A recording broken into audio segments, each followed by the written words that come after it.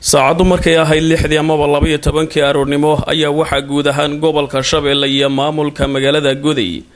ay ka bilaabatay diiwaangelinta codbixiyaasha doorashada oo markii shanaad ka qabsoomaysa guud ahaan dalka gaar ahaan deegaanka iyadoo qaybaha kala duwan ee bulshada ku nool gobolka Shabeelle iyo maamulka magaalada Goday ay u diyaar garoobeen safaf dhaadheerna u galay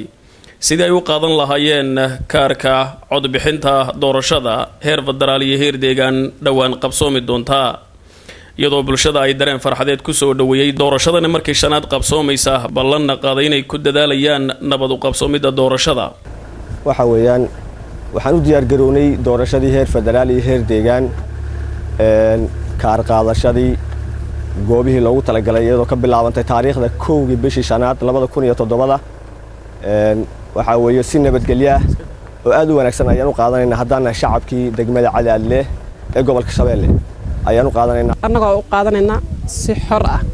oo aan lahayn wax dhibaato ah haba yaraatee dumar ahaan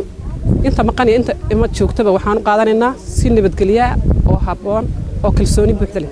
Allah waxaan ballan qaadanaynaa haddii Ilaahay yiraahdo inay si nabad ah noogu dhamaato iyo farxad iyo raynrayn doorashada kalena si nabad iyo khayr inaan ku gaari doono insha Allah